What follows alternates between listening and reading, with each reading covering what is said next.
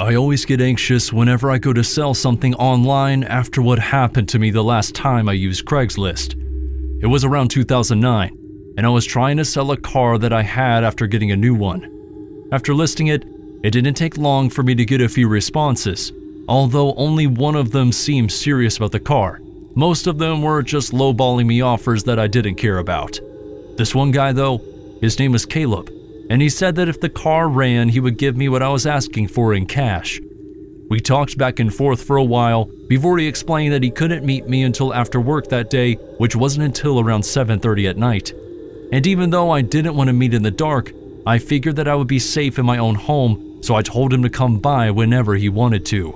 He showed up around 8 and immediately asked if he could use the bathroom. I didn't mind since he was about to possibly buy my car, and when he was done, I brought him over to the vehicle. I brought a flashlight out with me so that he could see the car a little better, and he seemed to like everything about it.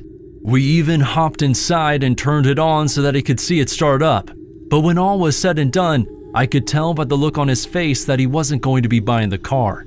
He said that he liked everything about it, he was just a little strapped for cash right now, and if it was still around in a week, he would love to take it off my hands. I was a bit disappointed since I felt like we both wasted our time, but I didn't want to seem like a jerk, so I just shook his hand and told him to reach out to me when he had the money. As I went to walk back inside though, he called out and claimed that he left his phone in my bathroom. I sighed and told him that he could come and get it as we both walked back into my house. He ran toward the bathroom to get his phone, or at least that's what I thought. I turned to close the front door behind me, but before I could get it shut, someone from the outside slammed their body into it, forcing it open. I fell backward at the force of the door swinging open, and when I looked up, I saw 2 other men had walked into my house. I tried to get back to my feet, but before I could, I felt 2 hands on my shoulders, and I looked up to see Caleb standing over me. He told me to chill out as he held me down on the ground. I asked him what was going on, which was when he explained that he didn't have the money for my car, but he was going to be taking it anyway. I tried to argue, but as soon as I resisted, he and his friends started attacking me. I tried to curl up into a ball and protect my sides, but as soon as one of them kicked me in the spine, my body just sort of went limp. I couldn't move as I heard the 3 men running around my house and rummaging through all of my things, and as they were leaving, I heard one of them asking what they should do with me. Thankfully, there was one man there who told them to just leave me be. He said that I probably couldn't move anyways, which he was right about. The men left, and I spent about an hour or 2 trying to muster all of the strength I had to get up, but I couldn't seem to move any part of my body aside from my head. I laid on the floor as time passed, and the nighttime eventually turned to morning. By that point, I was so tired and in so much pain that I wished I could just fall asleep. But that was when I heard the sound of my neighbor slamming their front door shut. I always hated that noise, but for once I was happy to hear it. I began screaming out as loud as I could for help, and it took a few minutes, but eventually there was a knock at my door. I yelled for them to come in, and that was when my neighbor found me and called 911. After getting to the hospital, it was discovered that I had dislocated multiple vertebrae, but thankfully they were able to be set back into place, and after months of physical therapy, I was able to regain almost all motor function. The police took my statement while I was at the hospital on the day that I arrived, but since then, I haven't heard anything. They never found my car or Caleb and his friends. I moved back in with my parents after that until I could find a new place to live. I just didn't trust staying in that house anymore. When I was unemployed, I would take any job that I could get. That meant looking on sites like Craigslist for a job, even if it was a one-time thing. That was when I found a job offer for a house cleaning that was needed as soon as possible. The listing was for an expedited cleaning, and the pay that they were offering seemed too good to be true, which I learned the hard way meant that it was. But still, I needed the money, so I got in touch with the person who posted the job and asked if they still had an opening. After talking on the phone for a minute, I was told to head to the address that they gave me and I could get started right away. It only took 5 to 10 minutes to get to the house, and when I pulled up, I was happy to see that it wasn't a huge house. Just one floor and a small garage, it looked like. I hopped out of my truck and pulled out the small cleaning supplies that I managed to scrounge up and rang the doorbell. The man who I thought was the owner answered the door and greeted me by saying thanks for helping me out on such short notice, and right away, he apologized because he said it would most likely be a late night for me. That wasn't an issue though, so I didn't mind, but that was when things got a little weird. He brought me into the house, which was where I noticed that the carpet had a few red stains on it. He told me not to mind that, it was just a bit of wine, but the owner was getting rid of the carpet anyway, so I didn't have to worry about that. He brought me into the kitchen and began explaining that he wanted all of the surfaces in the house wiped down. I nodded and said yes sir, but for some reason, he seemed to get more stern with me as he reiterated that he didn't want to see a single smudge on the glass or the counters. Again, I nodded and started getting my rags and spray out to start cleaning. As I started though, I sort of expected the man to walk away and let me clean, but for some reason, he just stayed put and watched me. I started to get a weird feeling as I noticed he was looking over everything I cleaned and getting really close so that he could examine it. Every move I made, he all but mimicked as he followed closely behind.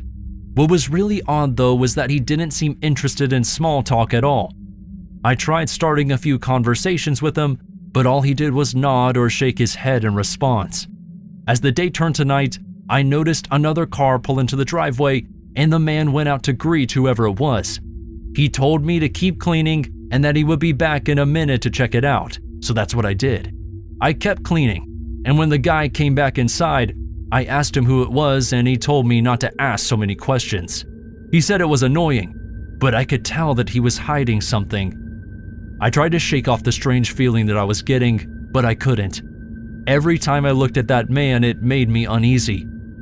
After filling up a garbage bag with rags and trash, I let the man know that I needed to take the trash out, and he responded by saying that he would come with me.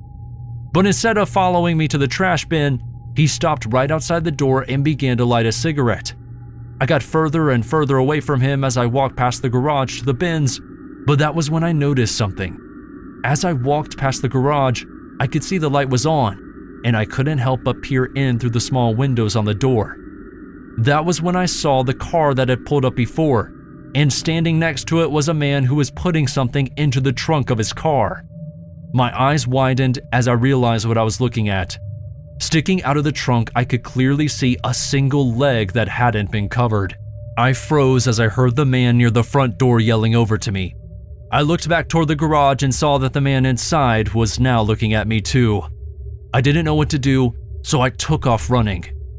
I could hear the man who had been following me around yelling for me to slow down as he started to chase me, but thanks to the adrenaline coursing through my body, there was no chance he was catching me. I left my car behind as I sprinted down the road to a friend's house that lived in that area, and when I got there, I didn't even knock, I just ran in. I explained to him and his wife what I had just seen and asked them to please call the police.